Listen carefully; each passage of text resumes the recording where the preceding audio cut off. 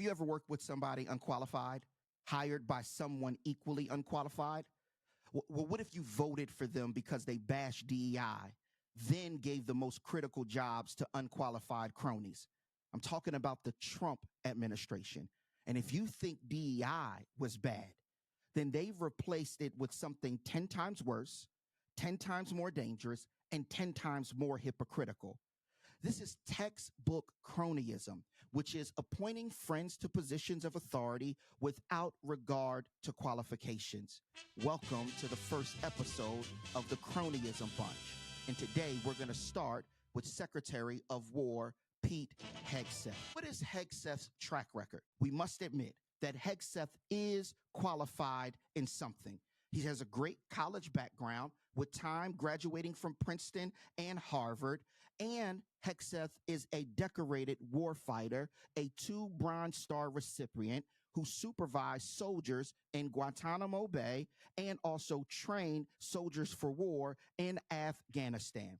But here's the challenge with that.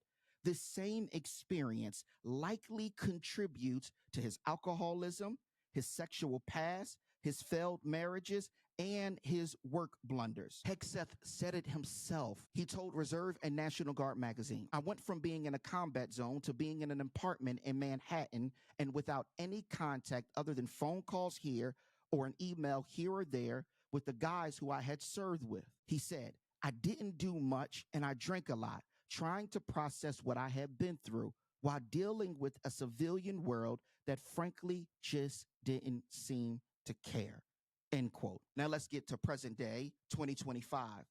In 2025, Hegseth was confirmed as the Secretary of Defense with a 51-50 vote. From March through April 2025, Hegseth triggered Signalgate by adding an Atlantic reporter to an operational signal chat and sharing detailed Yemen operations plans on a personal signal group with his wife, lawyer, and brother. Do you have anything you want to say, sir, about the signal chat controversy? You know, what a big surprise that a few leakers get fired and suddenly a bunch of hit pieces come out. They take anonymous sources from disgruntled former employees, and then they try to slash and burn people and ruin their reputations. Not going to work with me, because we're changing the Defense Department, putting the Pentagon back in the hands of warfighters, and anonymous smears from disgruntled former employees on old news doesn't matter. So I'm happy to be here at the Easter egg roll with my dad and my kids, because, you know, this is what we're doing it for. These kids right here. This is why we're fighting the fake news media. I guess he wanted them to be proud of him. In the beginning of September 2025, he rebranded the Department of Defense to the Department of War.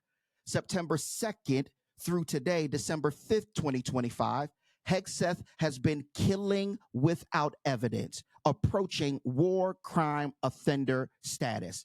The campaign began with a September 2nd double tap strike on a Venezuelan boat that killed 11 people total. After the initial strike, there were 2 survivors left clinging to the wreckage in the water. A second strike was ordered to kill them. The double tap bombing is being investigated as a war crime by bipartisan congressional committees, former military judge advocates, and international law experts. This is called the fog of war. This is what you in the press don't understand. You sit in your air-conditioned offices or up on Capitol Hill and you nitpick and you plant fake stories in the Washington Post about kill everybody, phrases on anonymous sources not based in anything, not based in any truth at all. As I've said, and I'll say again, we've only just begun striking narco boats and putting narco terrorists at the bottom of the ocean because they've been poisoning the American people. If the Trump administration does not hold the people accountable, I guarantee you a future administration will do so, because there is no statute of limitations for war crimes. And now I have a message for the members of the United States military. Thank you for your service to our great nation. And for those of us who served, we know that we all followed a code of conduct. And part of that code of conduct is to not lie and to accept responsibility. Unfortunately, the head of the Department of Defense, Secretary Hegseth, engaged in dishonorable conduct. He stated on national TV, quote, "I watched it live. We knew exactly who was in that boat."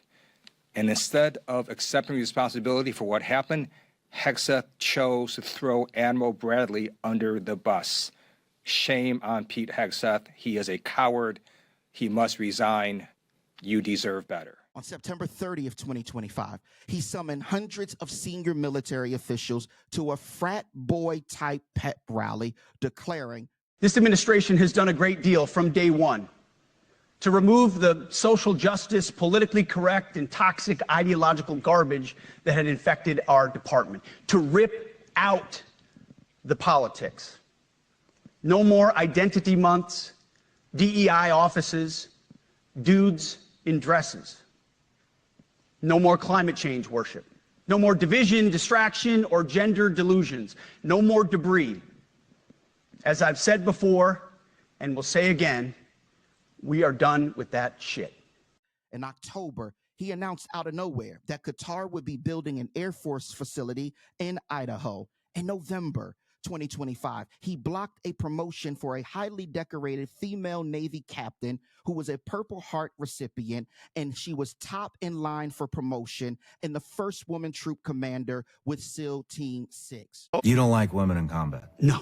Why not? I love women service members who contribute amazingly, because everything about men and women serving together makes the situation more complicated. When you actually break down what they did in the studies to open the door for women in combat, I mean, they just ignored them. Mm-hmm. So the Marine Corps was the only service that actually tried to fight back. Now, obviously, I'm exempting special operations, which thus far has held the line fairly well. Because if they were lowering the standard to become a Navy SEAL, just to let women inside the Navy SEALs, that's going to change the capabilities and ethos of the Navy SEALs, which means you've changed the capability of that unit.